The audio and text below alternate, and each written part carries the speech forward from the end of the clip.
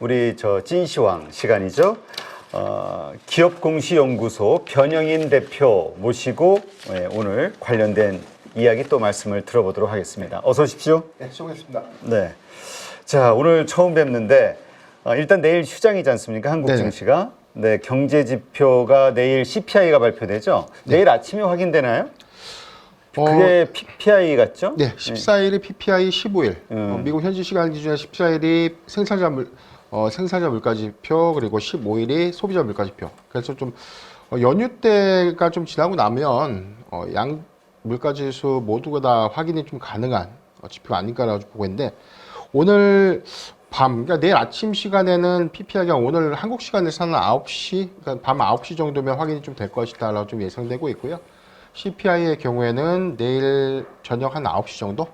그렇게 아마 발표가 좀 될 예상인데 우선 이 경기 심리 관점에서는 뭐 기대 인플레이션이 5개월간 좀 최고치를 좀 기록했다. 이 부분이 이 지표에 관련된 어떤 이 단순히 좀 이렇게 상향될 수 있는 우려감 이런 부분들이 좀 더 반영이 좀 됐지만 아마 좀 중요한 부분은 내일 뭐 발표가 좀 돼봐야 좀 알겠다 좀 보여지고 있는데 저는 뭐 예상치를 좀 부합하진 않을까라고 좀 판단되고 있습니다. 네, 내일 뭐 휴장하니까 그냥 쉬는 게 낫지 않습니까? 내일 또 뭐 우리가 뭐 지켜보고 뭐 대비해야 될 게 있나요? 우선 크게 우리가 좀 신경 써야 되는 어떤 부분이라기보다는 사실 이 금리 정책 기조가 만약에 하반기에 이번에도 견고한 이 물가지표가 좀 더 발표가 된다면 하반기에 그럼에도 불구하고 막 9월달 내지는 뭐 12월에 걸쳐서 한 2회 정도 뭐 금리가 인하될 수 있다라는 어떤 긍정적인 기대감들 이 부분이 더욱더 좀 쇠퇴될 수 있는 부분들 그래서 뭐 금리 인하가 2회가 아니라 정말 1회로 좀 줄어들거나 아예 금리가 동결될 수 있는 우려감으로 좀 작용된다는 부분들은 하반기 우리가 증시의 어떤 투자 심리 관점에서도 굉장히 좀 위축 영향으로 좀 작용될 수 있기 때문에 뭐 그렇게 열심히 체크를 해야 되는 것은 아니지만 반드시 좀 짚고는 넘어가야 되는 포인트가 아닌가라고 좀 보십니다. 네. 자, 아스코 2024. 네, 이번 달 말, 5월 말에 개최되죠. 네네. 이것 때문에 지금 바이오주들 뭐 투자하시는 분들 네. 뭐 여러 가지로 좀 작전을 짜고 있던데 일단 이거 좀 알려주시죠. 설명을 좀 해주시죠. 네, 지금 ASCO, 그러니까 미국의 글로벌 세계 3대 아마케라고 불리는 부분이 4월에 좀 개최했던 AACR, 미국 아마케가 있고요.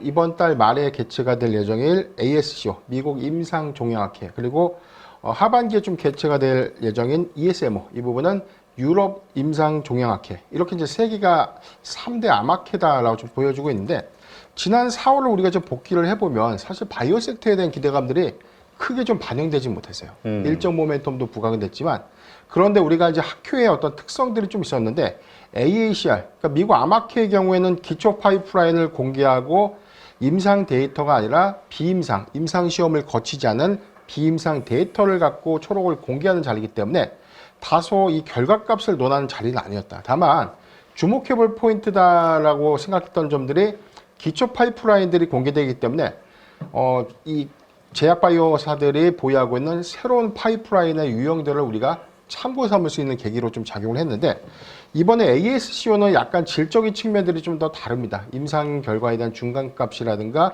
임상 결과에 관련된 세부 데이터들 또는 임상의 유효성과 안정성들을 입증하거나 공개하는 자리이기 때문에 여기서 그 다음에 임상에 관련된 기대감들 또는 여기서 글로벌 제약사들과의 어떤 임상 협력 내지는 그 이외에 뭐 임상 모멘텀들이 추가로 좀 작용될 수 있는 그래서 시판 허가에 대한 기대치가 좀 더 높아질 수 있는 어떤 계기로 마련될 수 있는 학회이기 때문에 이번 근본적 5월 31일부터 6월 4일까지 좀 제출될 수 있는 ASCO의 경우에는 조금 더 주목해 볼 필요가 있지 않나 좀 보십니다. 일단 용어 정리가 어렵네. ASCO가 맞는 겁니까? 네네. 어떤 분은 또 아스코라 그래가지고 이렇게 또 입에 짝짝 달라붙더라고요. 네네. 네. 자, ASCO 어떤 종목들이 지금 참여하고 있죠? 지금 현재 전체적으로 좀 보면 우리가 대표적으로 좀 지난해 하반기 유럽 임상 종양학회에서 유한양행 뭐 루닛이라든가 뭐 사고가 좀 바뀌었지만 레고캠바이오, 리가캠바이오가 뭐 ABL바이오 여기서 이제 중간 결과값에 대한 어떤 이슈들 그래서 작년에는 좀 기대치를 좀 더 하회했던 유한양행의 경우에는 올해 상반기 FDA 시판 허가도 좀 앞두고 있지만 가장 중요한 임상시험에 관련된 병용요법 치료제 임상 3상에 관련된 결과값이 공개가 될 예정이다라고 보여주고 있기 때문에 참여 기업들은 지금 유한양행이라든가 HLB, 뭐 루닛이라든가 리가켄바이오, ABL바이오 등이 좀 있고요. 이외 소형주에서는 뭐 큐리언티라든가 티움바이오, 뭐 앱클론, 네오 이뮤텍, GI 이노베이션 등이 좀 참가할 예정이다라고 좀 밝혀졌습니다. 그러니까 개별적인 모멘텀에 대한 좀 차이점 좀 있는데 먼저 뭐 유한양행의 경우에는 랭라자라고 불리고는 고유의 이제 이 항암제 파이프라인과 리브리반트 그래서 두 개의 약물을 혼합해서 병용해서 치료를 하고 있는 임상 3상에 관련된 결과값이 좀 나와 있는데 여기서 만약에 긍정적인 유효성들이 좀 더 확정이 좀 된다면 상반기에 미국의 어떤 조건부 시판허가 내지는 시판허가가 좀 더 가시화될 수 있는 어떤 계기로 작용하지 않을까라고 좀 판단되고 있고요. HLB의 경우에는 일단 시판허가에 관련된 모멘텀 이슈가 좀 부각이 됐는데 아직 그 결과를 아직 확인을 못 해봤지만 이와 뭐 별개로도 뭐 리버셀라닙의 칼렘리주마 여기서 두 가지 약물을 또 복합해가지고 병용 치료제입니다. 그러니까 기존에 이제 한 가지 약물만 갖고 임상의 데이터를 구하는 게 아니라 기존에 출시된 약물 두 개를 결합시켜서 효능을 좀 극대화시키는 전략이 이제 병용요법이라고 하는데 여기도 임상 3상을 좀 준비하고 있고요. 루닛의 경우에는 루닛 스코프라고 불리우는 AI 바이오마커 플랫폼 이 부분에 대한 기술이 좀 공개될 예정입니다. 리가켄 바이오나 뭐 ABL 바이오의 경우에는 뭐 고형암이라든가 뭐 혈액암, 뭐 이중항체 관련된 어떤 이슈들이 좀 더 부각이 될 건데 여기선 임상에 대한 중간값보다는 임상 1상이라든가 임상 1상의 중간값을 공개하는 자리이기 때문에 앞으로 이 결과에 대해서 임상 2상 내지는 임상 3상에 관련된 기대치들을 확인해 볼 수 있는 계기가 되지 않을까라고 좀 보겠습니다. 네, 그렇군요. 자, 하여튼 지금 말씀하신 왜냐면 바이오 하면은 네네. 이 범위가 좀 넓잖아요. 네. 뭐 신약서부터 시작해서 뭐 여러 가지 근데 이것도 약간 뭐라 그럴까요? 로또 같은 느낌? 네. 예.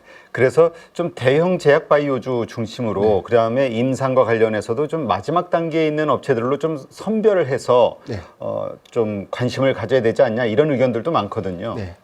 우선 우리가 제약 바이오 섹터를 투자를 할 때 과거 우리가 한 3년 전에 코로나 팬데믹이 초기에 좀 있었을 때 뭐 백신 관련주 어떤 뭐 협업 관련주라고 해서 치료제 관련주 뭐 백신 관련주로 해서 제약 바이오의 소위 말하는 뭐 광풍이 좀 있었는데 단계도 사실 뭐 기대감을 먹는 산업이다라고 불렸던 이 제약 바이오 산업이 2년 후에 대한 주가 회복도 안 되고 여기서 굉장히 큰 손실을 우리 투자자분들이 많이 보다 보니까 이 산업에 대한 이 회의감 내지는 어떤 신뢰성이 크게 좀 훼손됐던 측면들이 좀 있었고요. 이게 제 기억으로는 뭐 작년 하반기부터 부분적인 어떤 임상 모멘텀이 좀 부각되면서 수급이 조금은 좀 개선된 측면들이 좀 있는데 저는 제약 바이오 섹터의 경우에는 특히나 중소형주가 단순하게 어떤 새로운 임상 시험을 진행한다 내지는 새로운 어떤 파이프라인을 공개한다는 어떤 기대감들로 인해서 단기적으로만 주가가 좀 반짝하고 좀 오른 그런 종목들은 좀 유의를 좀 해야 되는 포인트다라고 좀 보이고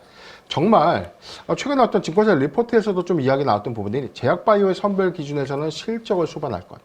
그래서 이걸로 인해서 만약에 시판 허가를 이루지 못해서 약물로 탄생하지 못한다고 하더라도 사실 이 부분이 기술 이전의 성과로 좀 입증돼서 뭐 로열티라든가 마일스톤을 수령하면서 단계적으로 좀 돈을 벌 수 있는 구조를 만드는 그런 제약 바이오 기업들을 좀 더 눈여겨볼 필요가 있는데 그래서 뭐 압축을 좀 하자면은 항암제 특히나 뭐 면역 항암제에 관련된 기술들은 단기에 그 성과를 좀 내기는 어렵습니다. 그래서 뭐 유한양행이 현재 보유하고 있는 렉라자라는 이 폐암 치료제의 경우에는 리브리반트라는 다른 제약사와의 병용 치료제, 그러니까 존슨앤존슨이 갖고 있죠. 이 두 가지 약물들을 결합시켜서 이 부분에 대한 효과를 극대화시키는 어떤 신규 약물이다라고 보시면 되기 때문에 현재 임상 3상까지에 대한 유효성, 지난해 ESMO에서도 굉장히 좀 유효성 관점에서 저는 긍정적이다라고 보는데 이게 생존치사율 관점에서는 기대치를 조금 더 경쟁 약물 대비 좀 미치지 못했다. 이 부분이 좀 악재로 좀 이식됐지만 근본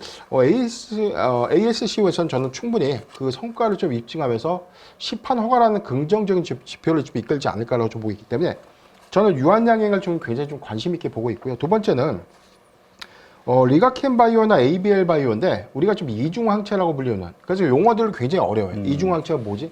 두 가지의 항체라고 보시면 돼요. 두 가지의 항체인데 이게 항체라는 것은 우리가 뭐 쉽게 말해서 이론적으로 보면 항원에만 반응을 하는데 기타 화학 약물이 항원에 반응하지 않다 보니까 항체와 이 화학 약물을 잘 섞어가지고 항원에 잘 반응하게끔 만들어서 정상 세포를 지키고 암종만 공격하는 그런 부분이 ADC라고 불리는 이중항체 치료제입니다.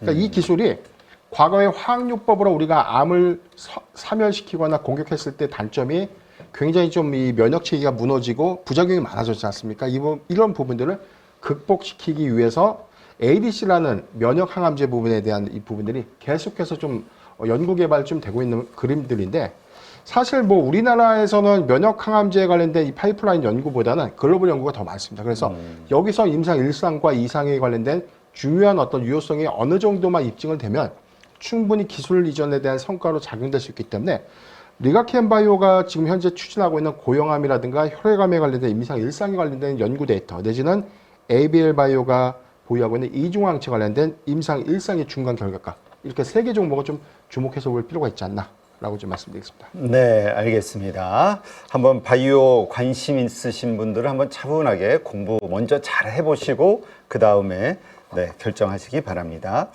자, 인터 배터리 유럽 2024. 네, 이게 독일에서 열린다고요? 네. 마침 오늘 2차 전지주들의 움직임이 한국 증시에서도 좀 오늘 네. 좀 흐름이 좋았었는데 일단 뭔가 우리 2차 전지주 들고 있으신 분들은 뭔가 좋은 모멘텀, 호재가 없을까? 이거를 찾아 지금 고민을 많이 하시는데 일단 인터배터리 유럽 2024 이게 좀 어떤 것인지 또 이게 과연 호재로 작용이 될 수 있을 것인지 한번 좀 설명을 해 주시죠.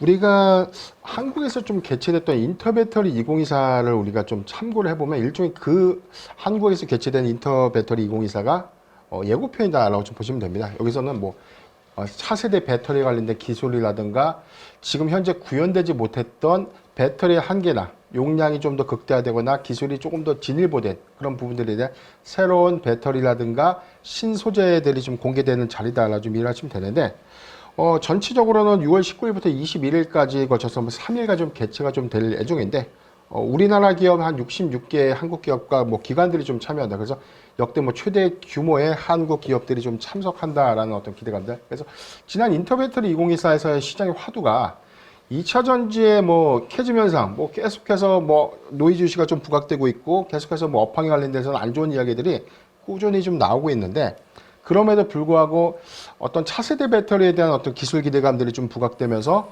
단기적으로 2차 전지주가 좀 더 특히 좀 강했습니다. 그때 삼성 SDI가 제 기억으로 한 18%에서 한 20% 정도 단기적으로 좀 급등을 했던 이력들이 좀 있었기 때문에 이런 부분들을 우리가 좀 상기를 해본다면 유럽에서 개최되는 인터배터리 2024에서 여기서 다시 한번 개최될 수 있는 어떤 신기술 정도는 우리가 좀 확인을 했는데 이게 만약에 정말 하반기 내지 2025년도에 파일럿 제품이라든가 뭐 초도 양산 제품이라든가 어느 자동차 어느 차량 모델에 얼마만큼 공급될 것인가라는 어떤 전략들도 세부적으로 좀 더 업데이트 되지 않을까. 그래서 우리가 좀 주목을 해야 된다고 보고 있고요.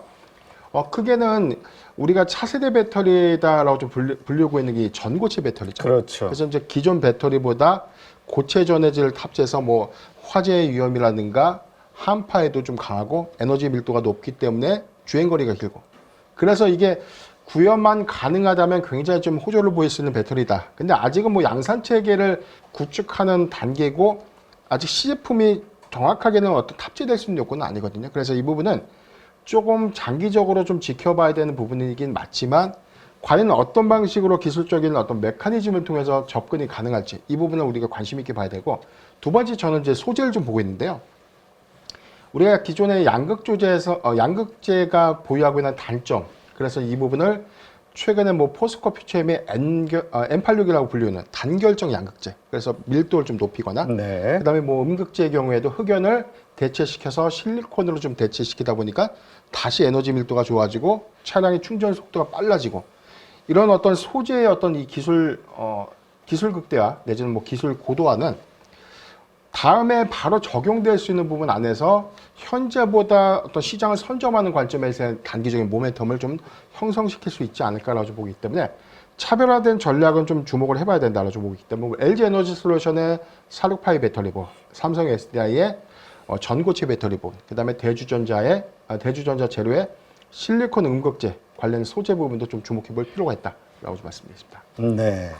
지금 우리가 사실 이번 여름이었나요? 네. 여름에 인터배터리 행사. 네. 이게 있었을 때, 이번 여름이 아니죠. 이번 초, 네, 이번 봄입니다. 봄이었죠. 네. 1월, 2월. 인터배터리가 예, 아마 뭐 하여튼 고무료. 3월, 네, 3월, 예. 3월로 제가 기억을 3월. 그 무렵에 이제 인터배터리에서 이제 부각이 된 게 말씀하신 대로 이 전고체, 삼성 SDI의 어떤 이슈가 부각이 되면서 네. 그 흐름이 연출이 됐었는데, 이것이 이 인터배터리사가 이제 유럽에다 다시 또 이것을 이제 세계적으로 좀 확장시키기 위해서 하는 행사라고 봤을 때, 네. 역시 여기에 참여하는 기업들 가운데서 우리의 관심을 이끌었던 전고체 중심으로 먼저 갈 것이냐, 유럽 사람들의 관점에서의 새로운 뭔가 키워드가 나올 것이냐, 이게 좀 헷갈려요. 저는 배터리랑 좀 소재는 좀 다르게 봐야 된다고 보고 있는데, 전고체는 아직은 구현될 수 있는 부분은 아니지만 소재가 기술 개발이 된다, 기술 고도화가 된다는 것은 굉장히 좀 관심도가 높을 것 같아요. 그래서 뭐 최근에 우리가 뭐 원통형 배터리인데 뭐 밀도를 좀 더 크게 만들기 위해서 사르파이라는, 그래서 이제 큰 원통을 구현해서 이걸 탑재시킨다, 이 부분이 유럽에서 우리 차도 우리가 현재 양산하고 있는 차종에도 한번 적용을 시켜볼까라는 검토, 이 부분이 유럽 시장 안에서는 사실상 뭐 노스볼트라는 이 배터리 제조사도 있고요. 그 다음에 여기서 뭐 독일 3사인 뭐 자동차 회사들이 전기차에 관련된 스펙들을 좀 더 다양성을 좀 갖거나 원가에 관련된 이슈가 계속 있기 때문에 오히려 비싸더라도 정말 어떤 성능이라든가 연비가 좀 더 향상될 수 있는 이런 부분들에 대한 관심도는 좀 커질 것이다라고 보고 있기 때문에, 저는 유럽 안에서 열리는 이 배터리 내지는 2차 전지 소재 기술 고도화 관점에서는 시장의 어떤 방향성을 찾거나 또는 이런 수요에 관련된 기대치를 좀 더 높이는 어떤 중요한 계기로 좀 작용하지 않을까라고 좀 보고 있기 때문에, 한국보다 오히려 유럽에서 개최되는 인터배터리 2024 행사가 좀 더 저는 임팩트가 좀 더 크지 않을까라고 좀 보고 있습니다. 그럴까요? 여기에 참여하는 업체들 역시 국내 업체들만의 잔치로 끝날 겁니까? 아니면은 뭔가 좀 인터내셔널한 어떤 행사가 될까요? 글로벌한 행사가? 우선 인터배터리 유럽 2024의 경우에는 사실 행사 주체가 외국이 주체가 아니라 국내가 주체입니다. 그렇죠. 그러니까 국내에서 계속 개최됐던 행사를 해외에서 우리의 어떤 우리가 주관이 돼서 사실 해외에서 좀 개최되는 행사가 좀 되고 있기 때문에, 처음보다는 이 외형들이 좀 더 증가되고 있기 때문에 아직 뭐 크게 우리가 뭐 산업용 엑스포 같이 뭐 큰 정말 국제적인 어떤 행사로서 크진 않지만, 지금 한국의 배터리 기술이라든가 2차 전지 소재에 관련된 독점적인 어떤 우리가 기술력들을 우리가 좀 감안을 해보면 점진적으로 어떤 이런 행사의 규모들은 좀 더 커질 수 있고 시장에 좀 관심을 저는 장기적으로는 좀 크게 가져갈 수 있지 않을까라고 좀 보겠습니다. 그러면 아직 그 참여 업체들의 그 리스트랄까? 네. 이것은 아직 안 나와 있나요?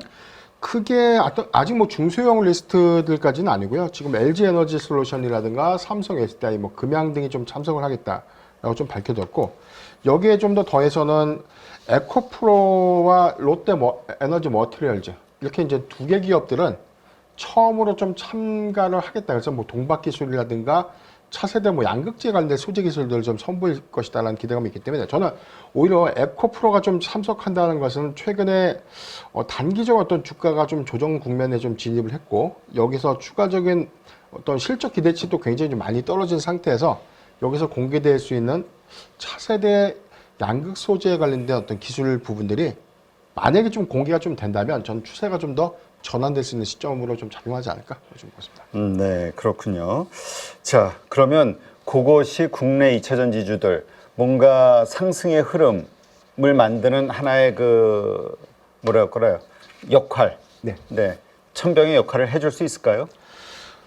저는 충분한 단기적인 상승 트리거로는 좀 작용을 할 수 있다라고 좀 볼 수 있는 게, 2차 전지를 우리가 좀 보면 사실 4월 달의 관점에서는 뭐 테슬라가 지난 1분기 실적 컨퍼런스에서 뭐 4분기 인도량은 좀 증가될 수 있다, 이렇게 좀 언급했거든요. 그 다음에 두 번째는 저가형 전기차 뭐 모델 2의 2025년도 양산을 원한대로 좀 진행하겠다.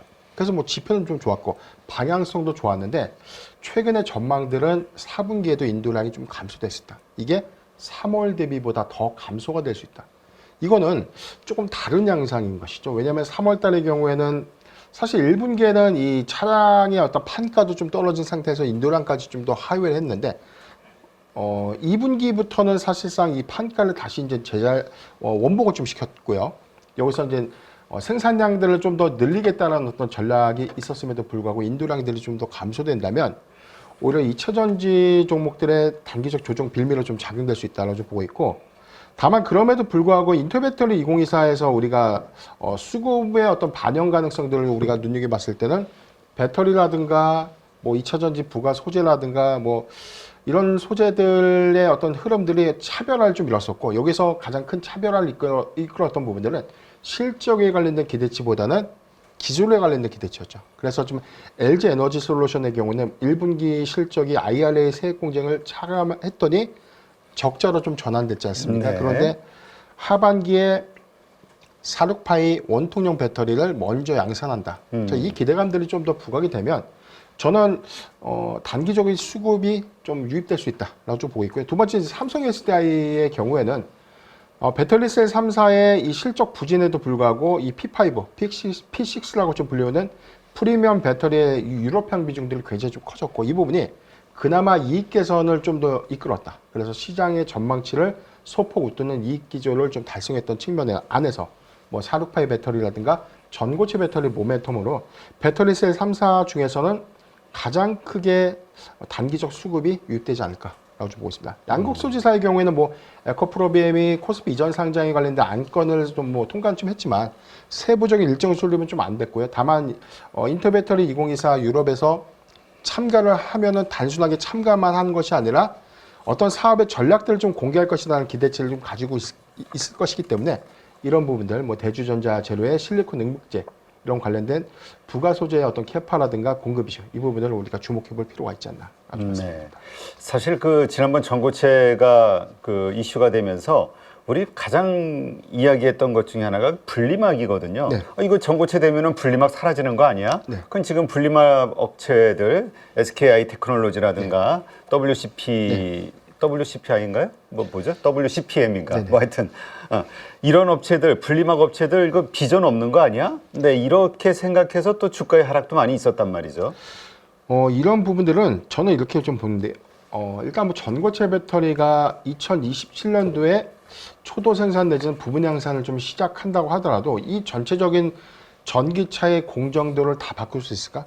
그러니까 저는 만약에 전고체 배터리가 양산 수율이 크게 좀 개선되고 이 부분이 대량 양산 체제를 좀 구축하는 시점을 저는 2035년도로 좀 보고 있습니다. 근데 그 이전까지는 현재의 우리가 네 가지 소재가 들어가는 양극재, 음극재, 뭐 전해 분리막 이렇게 이제 4대 소재로 좀 구성될 수 있는 배터리가 당분간 향후 한 10년에서 15년간까지는 공급될 수 있다고 보고 있고, 전고체 배터리가 저는 양산 체계를 강하게 좀 구축한다고 하더라도 이 부분에대한 단가 이슈 내지는 뭐 그러니까 고급차에만 쓰여진다. 그렇죠. 그래서 우리가 지금 뭐 LFP 배터리의 경우에도 사실 이게 중저사양인데 뭐 여러 가지 성능적인 측면에서는 좀 저하되는 측면들이 있는데, 그래도 차량을 싸게 팔기 위해서 선택지가 좀 없을 때 LFP를 지금 현재 좀 선택을 하고 있지 않습니까? 그런 것과 좀 유사한 관점에서 좀 봐야 된다라고 좀 보고 있기 때문에 아직 전기차에 관련된 시장 공급률들이 전체적으로 뭐 전체 시장의 50% 정도도 점유하지 못해요. 뭐 지금 제가 기억하는 7%에서 한 8% 수준밖에 지금 전기차가 공급되지 못했다는 측면들을 고려해 보면 분리막 산업이 빠르게 좀 쇠퇴한다라는 것은 좀 기회에 불과하지 않나. 네. 지금 엔캠의 주가 상승을 보면 참 놀라운데요. 이게 이제 결국은 그 뭐죠? 네. 저 IRA법에서의 그 뭐죠? 그 무슨 조항이죠? 갑자기 단어가 생각이 안 나네. 세액공제요. 네, 세액공제 그 저 대상 아니 그 네. 대상국가 그 우려 지정국, 우려 대상국 지정. 네, 거기에 이제 포함이 된다 하면서 이러한 것들에 대한 그 호재가 이제 떠오른 거잖아요. 그러면서 엔캠이 상당히 많이 올랐는데, 그런 차원에서 분리막도 역시 IFC인가? 뭐 하여튼. 네네.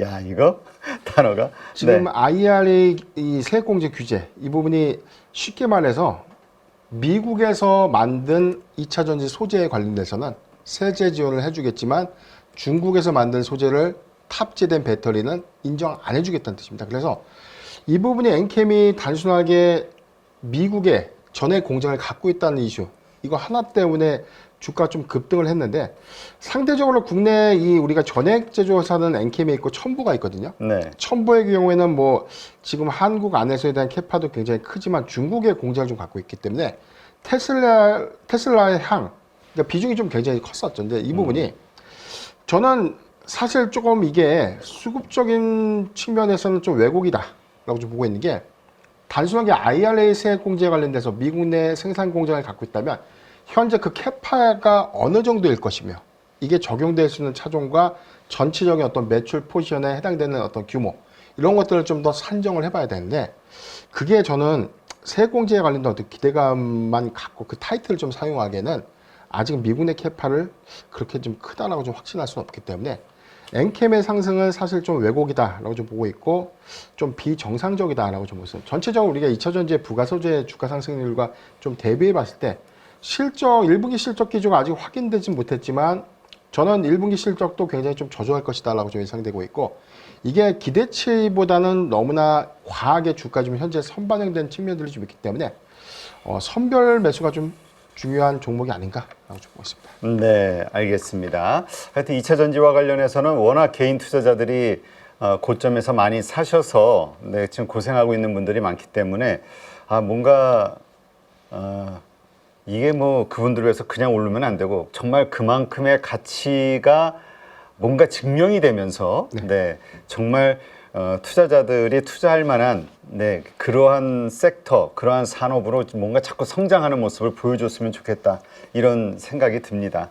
참 볼 때마다 좀 안타까워요. 근데 이게 이것만의 문제는 아니죠. 뭐 네이버, 카카오도 반토막이 났었고 네.